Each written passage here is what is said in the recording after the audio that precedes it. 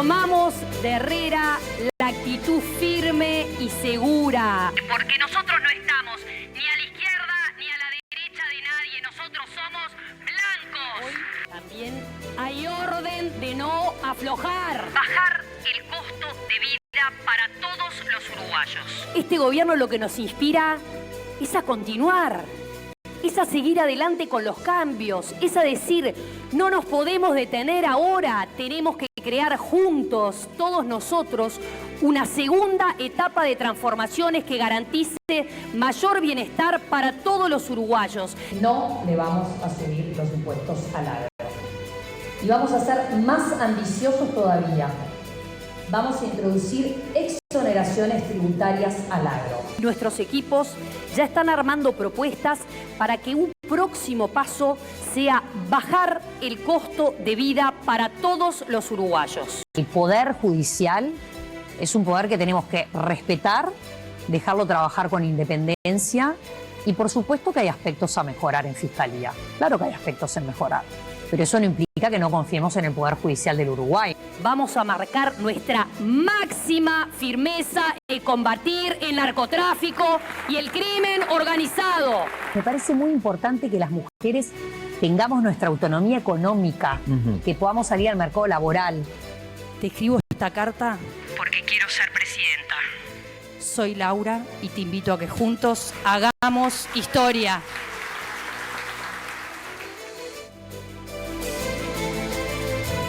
Bueno, ahí veíamos este breve resumen de algunas de tus participaciones. Bienvenida, Laura Raffo, precandidata del Partido Nacional. Un placer acompañarlos. Qué lindo resumen desde el lanzamiento de Sumar en julio del año pasado hasta ahora. Bueno, gracias a la producción por este trabajo que es muy lindo. Una de tus propuestas que lo veíamos ahí, y bueno, lo has mencionado también hoy en el desayuno de búsqueda, bajar el costo de vida de los uruguayos. ¿Cómo se logra eso? Es muy importante. Es algo que nos piden mucho en todo el país, en todos los departamentos. La gente quiere que el sacrificio del trabajo de todos los días rinda, que te rinda el bolsillo, que te sea más barato ir a hacer las compras al almacén, que te sea más barato alquilar, que si querés darte un momento de placer con tus hijos, ir a comer una pizza, ir a comer un helado, lo puedas hacer. Tenemos 3 pilares de trabajo para bajar el costo de vida.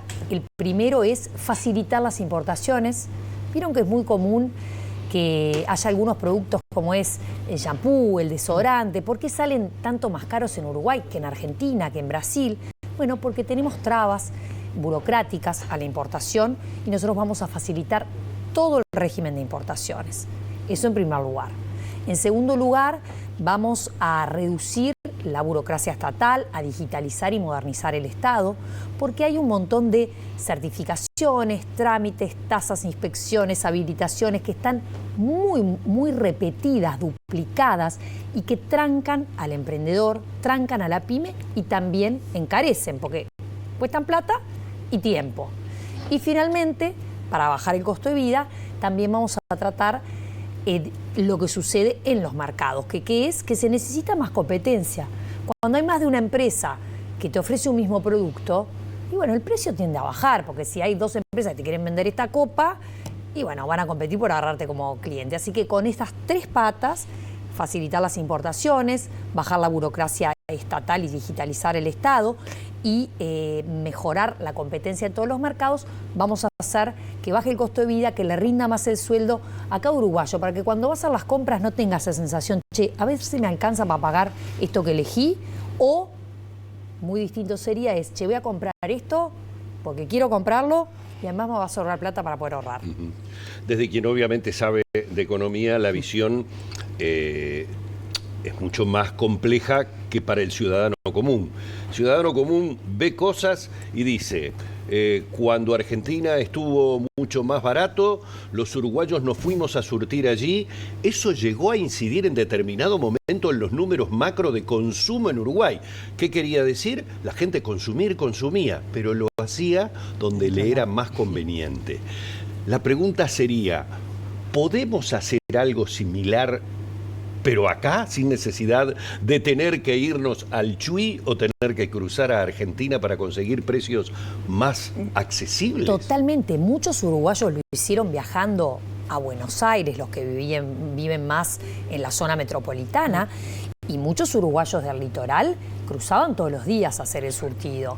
Entonces, precisamente, en vez de fomentar el contrabando que perjudica a todos los comercios en Salto, en Paysandú, en el litoral, lo que nosotros decimos es, ¿por qué un almacén de Paysandú no puede importar sin ningún tipo de traba? Para algo estaba el Mercosur, los productos de un almacén o de un supermercado de Colón y ponerlos en la góndola a precios prácticamente iguales que en Argentina para todos los uruguayos. Eso implica esa facilitación del régimen de importaciones que vamos a procesar a partir del primer día de gobierno. Bien. Laura, ¿y por qué crees que no se hizo hasta ahora? Lo que se avanzó en este gobierno fue en relevar muchas de esas trabas. El Banco Central incluso encargó un informe del costo de vida. del costo de vida que le hizo el Centro de Estudio para el Desarrollo, CPA, y ahí se detectó y se hizo el listado de todo lo que estaba pasando. Entonces este gobierno hizo el diagnóstico, empezó a trabajar el tema y ahora el próximo gobierno tiene que tomar las medidas para que suceda esa facilitación. Este gobierno bajó la inflación a mínimos históricos, lo cual es muy positivo. Tenemos la menor inflación de los últimos 20 años. El próximo paso, en la próxima ola de transformaciones, es precisamente abaratar el costo de vida para todos los uruguayos. Hablando de costo de vida, y que también tiene que ver, y es otra de tus propuestas, el fomentar el trabajo para los jóvenes. 15.000 puestos de trabajo hablas vos en tus propuestas. Esto también, ¿cómo se implementaría y cómo se lograría? Es muy importante porque es otra cosa que nos reclama mucho cuando recorremos el país. Los jóvenes que te dicen, che, nadie me da una oportunidad de una primera experiencia de trabajo porque no tengo experiencia y me dicen, busco a alguien joven pero que tenga experiencia. Bueno, no la tengo. Las madres desesperan, che, yo necesito que mi hijo empiece a trabajar porque, ¿sabes qué? Ya terminó el liceo o ni siquiera lo terminó, pero quiere empezar a hacer mientras da los últimos exámenes alguna experiencia y no puede. Entonces, lo que creamos es un programa que en el primer año de gobierno va a crear 15.000 puestos de trabajo para jóvenes y para personas que no han terminado el ciclo básico, que también les cuesta mucho conseguir trabajo. ¿Cómo lo vamos a hacer? Cerrando una brecha que hoy existe.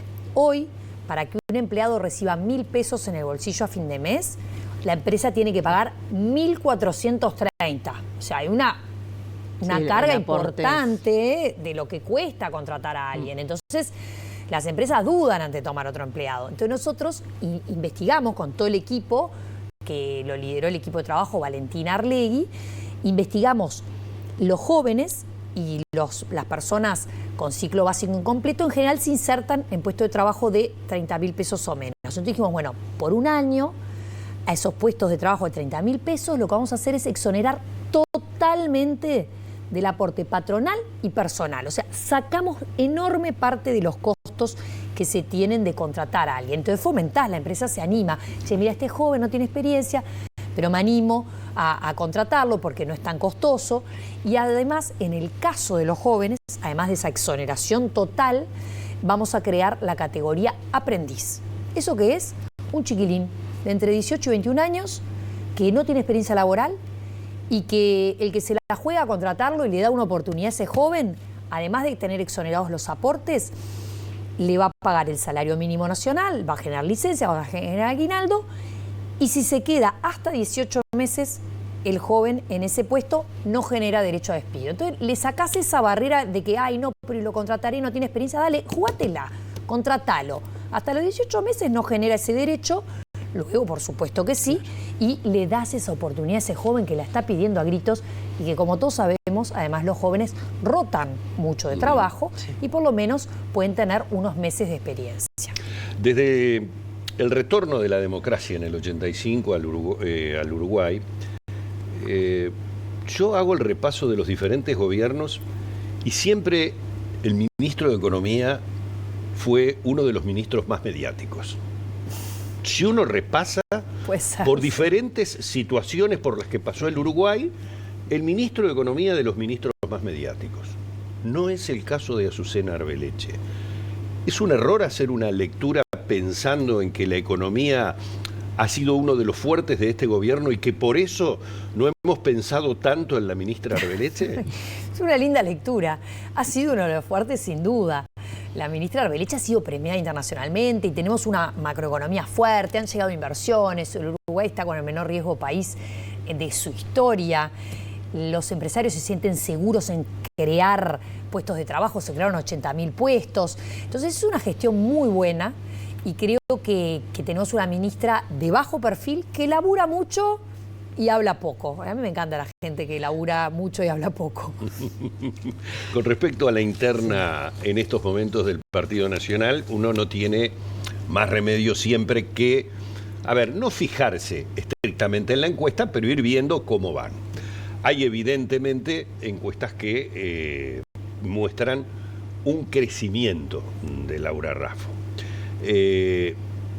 ¿Sorprende este lugar dentro de la interna del Partido Nacional? La visión es que todavía se está muy lejos de quien teóricamente está liderando las preferencias. ¿Qué le pasa al candidato, en este caso a la candidata, cuando va mirando esa evolución y además es una mujer que ha vivido su vida entre números de alguna manera? Totalmente. Yo estoy muy agradecida y muy contenta del gran apoyo que estamos encontrando en la gente en todo el país. Como vos decías, venimos en crecimiento, estamos en un segundo lugar en las encuestas, creciendo, creciendo, creciendo. Quedan 3 meses de campaña, así que nosotros confiamos en que podemos ganar la interna del Partido Nacional. Tenemos un nuevo equipo, es una nueva generación dentro del partido, una generación audaz, que se anima a hacer transformaciones, que se anima a tomar esta base sólida que creó el gobierno de Luis Lacalle Pou y sobre esa base sólida hacer esta ola de transformaciones.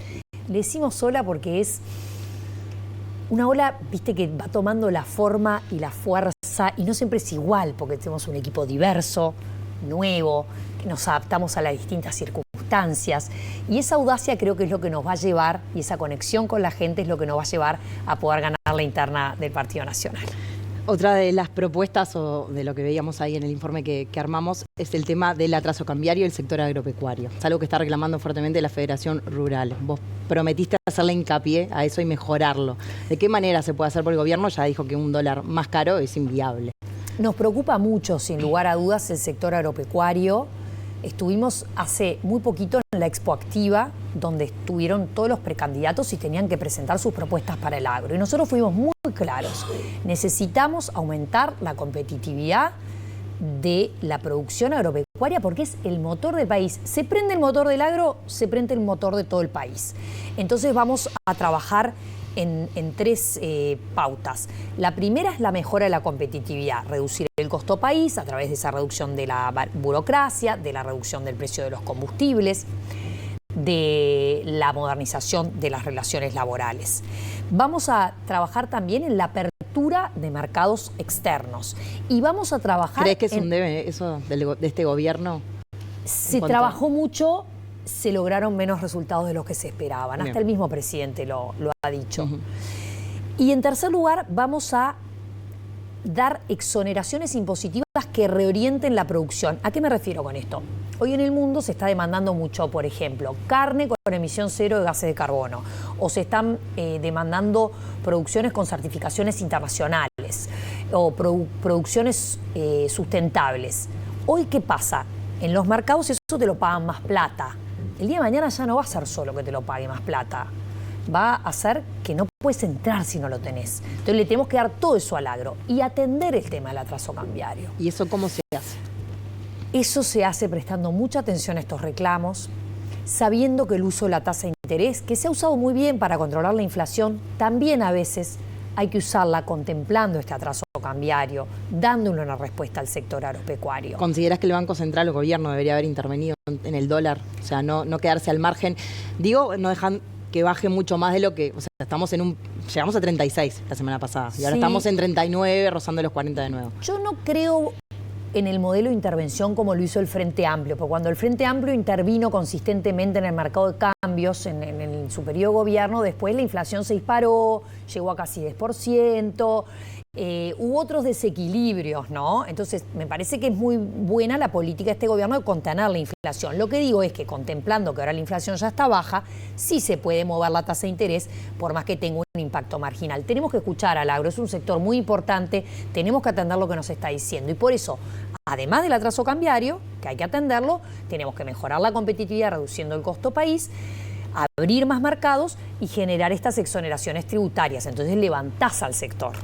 Estamos en plena campaña, cada número que sale es visto por unos de una manera, por otros de Sí. otra, ¿no? El 0.6 que marcó el INE de aumento en la pobreza generó que algunos titularan diciendo aumenta la pobreza en el Uruguay, que otros dijeran que al estar dentro del margen de error está estable la pobreza. Lo cierto es que no se ha podido bajar.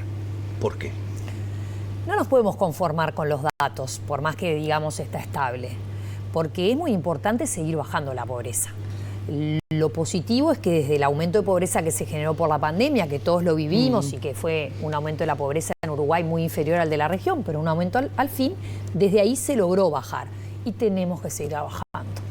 Tenemos que hacer foco en la pobreza infantil, tenemos que trabajar en todo lo que es primera infancia, más aún todavía. Este gobierno otorgó los 50 millones de dólares, otorgó el bono crianza, tenemos que seguir trabajando en eso.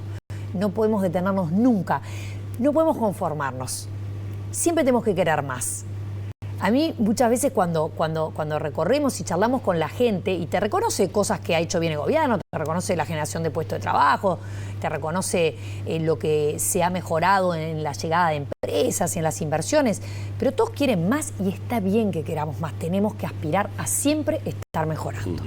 ¿Cómo se puede hacer? ¿Con transferencias económicas, con políticas sociales? Hay un proyecto de la diputada Cristina Lustenberg del Frente Amplio que hace como que fuese, o sea, todos los organismos que tienen que ver con el tratamiento de la primera infancia, pero también justamente de la pobreza o la gente o los niños que están en situación más vulnerable, que sea todo mucho más interconectado.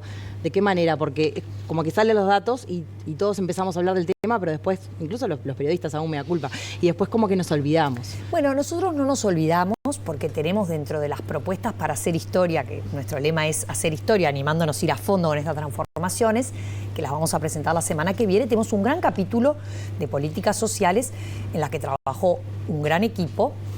Intervino mucho Carolina Murphy, directora del MIDES, intervino Oscar Silveira, y ahí se hace el foco en cómo seguir generando programas que no solamente apunten a la primera infancia, sino a las madres. ¿Qué sucede? Cuando un niño está en situación de pobreza, en realidad es que el hogar está en situación de pobreza y muchas veces son hogares monoparentales con una mujer a cargo. Hemos hablado mucho con esas madres, su necesidad de inserción económica.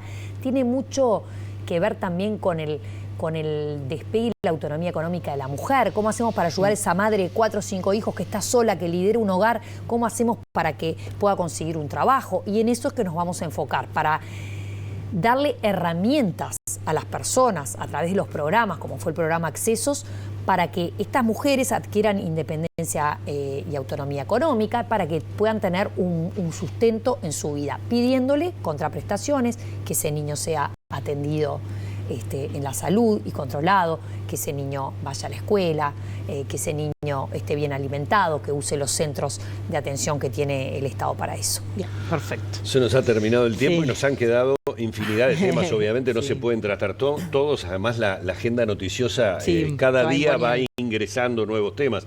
Algunos permanecen allí, van y vienen, como el tema Venezuela, otros van y vienen, como el tema del plebiscito del PIT-CNT. Le hago una cortita, ¿firmó por alguno de los dos plebiscitos, tanto el del PIT-CNT como el de Cabildo Abierto? Sé que uno es una perogrullada preguntarlo, pero tengo que preguntar. No, por supuesto que no. Es más, a mí me parece un peligro grave para los trabajadores el plebiscito del PIT-CNT, porque pone en riesgo, viste, vos en tu recibo de sueldo ves los descuentos que te hacen antes de que te entre la plata al bolsillo. Esos descuentos son tus ahorros. Esos descuentos te tienen que volver a vos, a tu bolsillo, con intereses. El plebiscito del PIT-CNT tira eso por la borda y se apropia tus ahorros, de ninguna manera. Y el otro tampoco. El de usura tampoco lo firmé, porque si bien entiendo que es importante para los deudores darle una solución y hay que trabajar una solución legislativa, creo que ese proyecto pone en riesgo el que accedan al crédito todos los uruguayos. Bien. Muchísimas gracias. Muchas gracias a ustedes por la invitación. Muchas gracias.